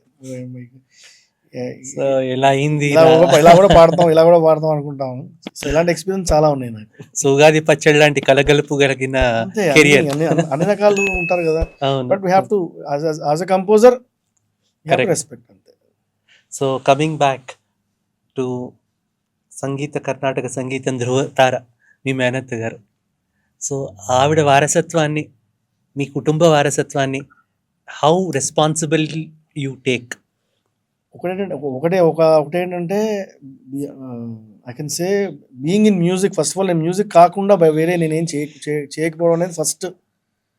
నేను ఐ ఫీల్ అదొక ఫస్ట్ రెస్పాన్సిబిలిటీ అనుకుంటాను. బట్ ఇంకా నేను ఐ డోంట్ ఫీల్ లైక్ ఇంకా కంప్లీట్ వాళ్ళ వారసత్వాన్ని నేను ఇంకా పొందిపుచ్చుకున్నాను. ఇంకా నేను ఆ రైట్ ఇంకా ట్యాగ్ వేసుకున్నా అంటే నాకు ఇంకా ఏమంటారు దాన్ని అర్హత ఇంకా నాకు ఉందని అనుకోవట్లేదు. ఓకే, వాళ్ళ ఒక బ్యాక్ ఎండ్ లాగా నాకు వాళ్ళ బ్లెస్సింగ్స్ నాకు ఉంటాయి డెఫినెట్లీ. బట్ ఇంకా I have too much more చేయాలి, చాలా చేయాలి. వాళ్ళ ఒక లెగసీని ఇంకా వాళ్ళు అనుకున్నట్టుగా ఇప్పుడు మా నాన్నగారికి మా అమ్మగారు చెప్తుంటారు, వీళ్ళు వైట్ అండ్ వైట్ వేసుకుని కూర్చుని నన్ను కచేరీ చేస్తే చూడాలని ఉందా అని మా అమ్మతో అనేవారు. White and white kurta pyjama వేసుకుని కూర్చుని కచేరీ చేస్తే చూడాలని ఉందని మా నాన్నగారి కోరిక ఉండేది. అలాంటి కోరిక ఇంకా నేను తీర్చలేదు, అది తీర్చాలి నేను. అది తీర్చే వరకు నేను ఇంకా ఐ డోంట్ ఫీల్ ఫుల్ ఫ్లెడ్జ్గా నేను ఇంకా దాన్ని అడాప్ట్ చేసుకున్నాను అనుకోవట్లేదు. అది అయిన రోజున I feel yes okay I achieved something అని అనుకుంటాను నేను. అది కూడా డెఫినెట్ త్వరలోనే వస్తుందని, రావాలని. Are you planning for it? డెఫినెట్గా ఐఎమ్ డూయింగ్ మై వర్క్. మా హోంవర్క్ అయితే ఉంటుంది, డెఫినెట్లీ చేస్తాను, త్వరలోనే చేస్తాను ఖచ్చితంగా. అది చేసేవరకు అయితే ఖచ్చితంగా నేను వాళ్ళని అది ఇట్లా ఒక రకమైన బరువులా ఉంటుంది అనిపిస్తుంది ఇంకా. I don't feel I'm eligible for that ఇంకా. బట్ స్టిల్ ఫ్యామిలీలో ఉండడం, నేను మ్యూజిక్లోనే ఉన్నాను. అట్లీస్ట్ అవుట్ ఆఫ్ ద వెళ్ళి వేరే ఏదో చేసుకుని ఏదో బ్యాంక్ ఉద్యోగం చేసి సాఫ్ట్వేర్కి వెళ్ళిపోయి అలా కాకుండా I'm into music since last 25 years. నేను మ్యూజిక్లోనే ఉన్నా. కష్టమైనా నష్టమైనా అప్స్ అండ్ డౌన్స్ ఏమున్నా అన్నీ ఫేస్ చేసుకుంటూ అన్నీ చూసుకుంటూ ఇక్కడ దాకా వచ్చాను. Definitely nothing will go waste. It is hopefully definitely వాళ్ళ బ్లెస్సింగ్స్ ఎప్పుడు ఉంటాయి మనకి. Actually I want to say మా అమ్మగారి గురించి కూడా చెప్పాలి ఒక మాట. డెఫినెట్లీ ఆవిడ పేరు రాఘవ కుమారి. షీఈ్ యాక్చువల్లీ ఏంటంటే ఆంధ్రనాట్యం ఎక్స్పోనెంట్, ఆవిడ dancer. Wonderful. So doctor Nataraja Ramakrishna గారి ప్రథమ శిష్యురాలు. సో ఫస్ట్ స్టూడెంట్ ఆవిడ. సో చాలా కాలం ఆల్మోస్ట్ 10 years బ్యాక్ వరకు కూడా ఆవిడ కూడా ఆంధ్రనాట్యం క్లాసెస్ తీసుకునేవారు. సో ఆల్మోస్ట్ స్టేట్ డివైడ్ అయ్యాక మారిపోయింది, పేరు మార్చేశారు. తెలిసి ఐడియా ఉందో తెలియదు. అంతకుముందు ఆంధ్రనాట్యం ఉండేది, ఇప్పుడు దాని పేరుని లాస్యం అని మార్చారు. సో మా మదర్ కూడా షీ వాజ్ ఇంటూ ఈ డాన్స్లో ఉండేవారు. She was dancer. సో అందుకే ఐ వాంట్ టు సే స్పెషల్గా చెప్పాలనుకున్నాను నేను. Even my wife also she is also Carnatic singer. Carnatic తను కూడా వైజస్ బాలసుబ్రహ్మణ్యం గారి శిష్యురాలు, ఫస్ట్ బ్యాచ్ స్టూడెంట్. తన పేరు Srilatha. So she is also, both of us are into music. Correct. Complementing each other ఏదో మా స్థాయిలో లేదు డెఫినెట్గా అది దట్ ఈస్ ముందు ఇంటి వైద్యం కావాలి. మా స్థాయిలో మేము ఏదో కీప్ మాడుకుంటూ ఉంటాం మ్యూజిక్ దీనిలో. So nice. So next Venu తర్వాత పిల్లలు, so are they also into music? Not completely ఇంకా. యాక్చువల్లీ మా పెద్దమ్మాయి షీఈ్ గోయింగ్ టు స్టడీస్, ఎక్కువ చదువులో ఉంది. తనకి ఆల్రెడీ మ్యూజిక్ ఇష్టం ఉంది, ఇంట్రెస్ట్, కానీ తనకి అంటే నాట్ లైక్ నేర్చుకోవాలి ప్రొఫెషన్ లాగా అలా లేదు. నా సెకండ్ డాటర్ షీఈ్ లెర్నింగ్, నేర్చుకుంటుంది, she in learning stage. I hope దాని వాయిస్ బాగుంటుంది. రెండో దాని మంచి గొంతు వచ్చింది దానికి. సో ఐ హోప్ తయారవుతుందని అనుకుంటున్నాను, చూడాలి. Waiting for that. సో ఇంకొక గోపాల్ రత్నం గారు ఆవిడ చూడొచ్చు అనమాట అమ్మాయిలో. అంత పెద్ద కోరిక తెలియదు కానీ బట్ స్టిల్ డెఫినెట్లీ చాలా మంచి గొంతు ఉంది దానికి. సో దానికి అందుకని షో తనకి స్టార్టెడ్. సో నేను నేర్చుకుంటాను తను. సో చూద్దాం, let's hope so. So already dance ఇది వచ్చింది కాబట్టి మీ మేనత్త గారు జావళి, అసలు కూచిపూడి ఎక్స్పోజిషన్స్ కూడా ఆవిడ చాలా దిట్ట. ఆవిడ మెయిన్ ఏంటంటే అన్నమయ్య కీర్తనలో ఆవిడ స్పెషల్ ఆవిడ కంపోజిషన్స్ కొన్ని ఉన్నాయి. ఓకే, మీకు ఐడియా ఉందని తెలియదు, బట్ ఆవిడ స్పెసిఫిక్గా ఒక 6-7 కంపోజిషన్స్ ఆవిడ చేశారు. అవి they are most popular compositions. అవి లైక్ నల్లని మేని నగవు చూపులవాడు, తెల్లని కన్నుల దేవుడు, నల్లని మేని నగవు చూపులవాడు, ఇదొకటి. అలమేలు మంగ నీ అభినవ రూపము, జలజాక్షు కన్నులకు చవులిచ్చెవమ్మాల, ఇలా ఎవ్వడెరుగును నీ ఏతులు, ఇదొకటి. అండ్ నమో నారాయణ నా విన్నపమిదివో, సమనుడ కాను నీకు సర్వేశ రక్షించవే, నమో నారాయణ. ఇవన్నీ ఆవిడ కంపోజిషన్, స్పెసిఫిక్గా ఆవిడ కంపోజ్ చేసిన అన్నమయ్య కీర్తనలు. వండర్ఫుల్. సో నాకు ఇంకోటి ఏంటంటే ఐ వాంట్ టు దీన్ని రీక్రియేట్ చేయాలని నేను నా వాయిస్లో. Oh super super, that is a very wonderful thought. అన్ని కీర్తనలు ఆవిడ కంపోజిషన్స్ అన్ని కూడా నేను పాడి రిలీజ్ చేయాలని నాకు ఒక కోరిక. డెఫినెట్గా అంత అంటే అది హడావుడిగా చేయడం ఇష్టం లేదు. కొంచెం దాన్ని మనం తగ్గించకూడదు కాబట్టి దాన్ని కరెక్ట్గా ప్రాపర్గా చేయాలి. చేయడం అంటే జరిగితే ఖచ్చితంగా ప్రాపర్గానే చేయాలి. కాబట్టి వెయిటింగ్ ఫర్ ద ప్రాపర్, దాని మీద హోంవర్క్ చేస్తున్నాను. అది కూడా చేసి రిలీజ్ చేయాలని, ఒక్కొక్క సాంగ్గా రిలీజ్, ఒక్కొక్క కీర్తనగా విడివిడిగా రిలీజ్ చేయాలని ఉంది నాకు. Wonderful wonderful. డూ దట్, అది కూడా త్వరలో చేస్తా. Super. So any recent movie songs? పాడాను చాలానే. I don't know actually recent అంటే పెద్ద సినిమాలు ఏం లేవు. ఐ కెన్ సే అన్నీ మీడియం రేంజ్ చిన్న సినిమాలు ఎక్కువ పాడాను ఈ మధ్య. పెద్ద సినిమా లాస్ట్ అంటే కొంచెం నోటెడ్ సినిమా అంటే లాస్ట్ నేను పాడింది అన్నీ మంచి శకునంలో. అది కూడా యాక్చువల్లీ ఏంటంటే it's like not solo song కాదు, సందీప్ నేను శ్రీకృష్ణ అందరం పాడాం అది. సో అదే కొంచెం తెలిసిన సినిమా అదొకటి. తర్వాత వచ్చిన వాటిలో మన్మయ్య అనే సినిమాలో పాడాను. తర్వాత విశాల్ చంద్రశేఖర్ అని మన సీతారామం చేశారు కదా, ఆయన కంపోజిషన్ ఒకటి పాడాను ఆ మధ్య, ఒక మూవీ అదొకటి పాడాను. అది రిలీజ్ అవ్వాలి యాక్చువల్గా. అది చిన్న బిట్ సాంగ్ అది విశాల్ చంద్రశేఖర్ మ్యూజిక్లో. తర్వాత ఇంక చిన్న మూవీస్ ఒక మీడియం రేంజ్ సినిమా, చిన్న సినిమాలు ఒక 5-6 సినిమాలు ఉన్నాయి రీసెంట్గా పాడినవి. సో అవన్నీ ఇంకా రిలీజ్ అవ్వాలి. So I'm waiting. Super super super Venu. So lastly నా ఇష్టమైన పాట గుండెల్లో. డెఫినెట్గా నీకోసం నా ఫస్ట్ సినిమా, ఆ టైటిల్ అనమాట. టైటిల్ నీకోసం.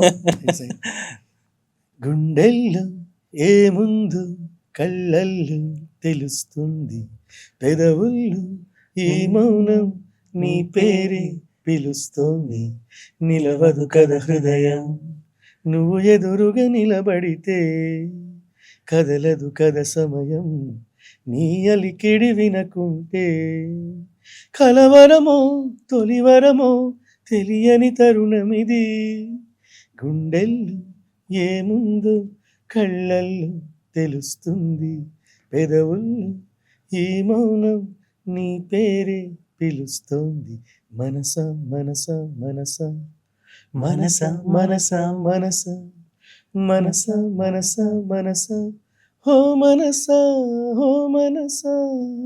సూపర్. అసలు నీకు చెప్తే కోపం వస్తుంది. చాలా రోజులు ఈ పాట బాలుగారు పాడారేమో అనుకున్నాను. ఓకే, కోపమే ఉంది. ఇంకా బాలుగారు పాడారు కాబట్టి పాడాలనుకుంటే ఇంకా సంతోషమే. అనుకున్నాను. కోపమే ఎందుకంటే లేదు. లాస్ట్ ఆయన ప్రతి పాటలోని లాస్ట్ లో ఒక చిన్న ఆయన చిలిపి ముద్ర వేసి వదిలేస్తారు. సో ఆ గమకం చూసి ఆయన అనుకున్నాను. మేమంతా తర్వాత అంతా పుణికి పుచ్చుకున్న వచ్చిన వాళ్ళే కదా. అంటే మా జనరేషన్ మీద ఎక్కువ ఇంపాక్ట్ ఉంది ఆయన. అవునవును. మా జనరేషన్ ఎస్పెషల్లీ మా జనరేషన్, ఇప్పుడు నేను, సందీప్ కానీ, మల్లికార్జున్, మా పార్దు, మా అందరి మీద ఎక్కువ ఆయన ఇన్ఫ్లుయెన్స్ ఎక్కువ ఉంటుంది. కరెక్ట్. మీరు గమనిస్తే అందరం వాయిస్లో ఎక్కువ ఇన్ఫ్లుయెన్స్ ఆయన ఉంటుంది. మా తర్వాత వాళ్ళకి ఎక్కువ ఆయన ఇన్ఫ్లుయెన్స్ లేదు, కానీ మా జనరేషన్ వరకు డెఫినెట్ గా మ్యాక్సిమం ఇన్ఫ్లుయెన్స్ ఆయన ఎక్కువ ఉంటుంది Definitely. ఆల్మోస్ట్ పాటలు. ఎందుకంటే అది ఎక్కువ విని కాంపిటీషన్స్లో కూడా పాడి అన్ని చోట్ల చాలా చోట్ల పాడి వచ్చేవాళ్ళం కదా. సో ఇప్పటికీ పాడుకుంటున్నాం. ఇప్పటికీ ఆయన పాటలు పాడకుండా మనం స్టేజ్ దిగే పరిస్థితే లేదు. ఆయన పాట పాడకుండా దిగే పరిస్థితే ఉండదు స్టేజ్ ఎక్కి. Definitely, yeah. ఎలాంటి షో అయినా, ఈవెన్ ఇప్పుడు మీరు చూడండి బ్యాండ్లు వాళ్ళు చేసే షోస్ కూడా, అందులో అయినా బాలుగారి పాటలు ఏందే షో, అసలు షోయే లేదు. సో అది లాస్ట్ ఇయర్ మళ్ళీ ఇంకొకసారి అంటున్నానని అనుకోకుండా.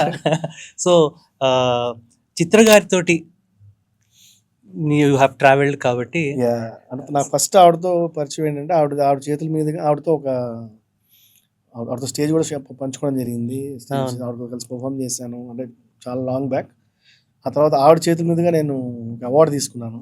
సత్యం, ఇందాక పాడిన ఐఎమ్ ఇన్ లవ్ సాంగ్కి సంగం స్పెషల్ సంగం అవార్డు అని చెప్పి, అది సంజయ్ కిషోర్ వాళ్ళు చేసిన ఆయన అవార్డ్స్. అందులో నేను ఆవిడ చేతుల మీదుగా సంగం అవార్డు ఐఎమ్ ఇన్ లవ్ సాంగ్కి తీసుకోవడం జరిగింది. అయితే తన తర్వాత ఆవిడ చాలా కాలం ఉండేది నాకు. యాక్చువల్లీ నేను డిఎస్పీకి పాడిన ఫస్ట్ కలుసుకోవాలని ఏదైతే నేను పాడాను ఇందాక, అది కూడా యాక్చువల్లీ చిత్రగారితో ఫీమేల్ వర్షన్ చిత్రగారితో పాడిస్తారని చెప్పారు అనమాట ముందు. So I was very excited. But unfortunate, అంటే అన్ఎక్స్పెక్టెడ్లీ, అన్ఫార్చునేట్ అనకూడదు ఎందుకంటే సుమంగళి పాడింది, కానీ బట్ అన్ఎక్స్పెక్టెడ్ అది ఏంటంటే సుమంగళి పాడింది. సో చిత్రగారితో పాడే అవకాశం మిస్ అయింది. సో తర్వాత నాకు మళ్ళీ అదే డిఎస్పీతో ద్వారానే, పైగా నేను చిన్నప్పటి నుంచి అడ్మైర్ చేసి మెగాస్టార్ చిరంజీవి గారి సినిమా, దాని ముందు ఆల్రెడీ నేను శంకర్దాదా ఎంబీబీఎస్లో టైటిల్ సాంగ్ ట్రాక్ పాడాను. సో ఆ ట్రాక్తోనే షూటింగ్ కూడా చేశారు అప్పట్లో. సో అదొక ఆ ట్రాక్ పాడిన దానికి నేను అక్కడ చిరంజీవి గారు నీ సాంగ్ కోసం వెయిట్ చేస్తున్నారు షూటింగ్ లొకేషన్లో అంటేనే అది చాలా ఎక్సైట్ ప్రివిలేజ్ ఇదైపోయింది. అలాంటిది డైరెక్ట్గా చిరంజీవి గారికి పాడాను. అందులో మళ్ళీ కాంబినేషన్ చిత్రగారితో పాడాను. ఓకే. సో అది డబుల్ ధమాకా, డబుల్ బొనాన్జా లాగా నాకు ఒక ఇదన్నమాట. చిరంజీవి గారికి పాడడం, చిత్రగారితో కలిసి పాడడం రెండు ఒకే దీంతో తీరిపోయి, ఒకటే దెబ్బకి రెండు కోరికలు తీరిపోయాయి. టూ డ్రీమ్స్ కమ్ ట్రూ అనమాట. ఏ పాట అది? చందమామ కోసమే వేచి ఉన్న రేయిలా వేయి కళ్ళతోటి ఎదురు చూడనా, వానజల్లు కోసమే వేచి ఉన్న పైరుల కంపెడంత ఆశతోటి చూడనా, జోల పాట కోసం ఉయ్యాలలోన చంటి పాపలాగా, కోడి కూత కోసం తెల్లారుజాము పల్లెటూరిలాగా, ఆగనే లేనుగా చెప్పవా నేనుగా గుండెలో ఉన్న మాట, ఒకటి రెండు అముడు అంటూ అరే ఒక్కో క్షణాన్ని నేను లెక్క పెట్టన, అముడు రెండు ఒకటి అంటూ గడియారాన్ని వెనక్కి నేను తిప్పనా. సూపర్. ఈ విధంగా నైస్ సూపర్. సో చూశారు కదండి, పాడ్కాస్ట్ విత్ ఎంసీవి మన సాంగోపాంగుల శీర్షికలు. నా మిత్రుడు వేణు శ్రీరంగం, అంత కుటుంబ నేపథ్యం ఉన్న డౌన్ టు ఎర్త్ మనిషి నా మిత్రుడు. సో ప్రోగ్రామ్ని చాలా మీరు ఎంజాయ్ చేశారని నమ్ముతూ ఇంకొక అతిథితో వచ్చే వారం మళ్ళీ కలుసుకుందాం. నమస్కారం.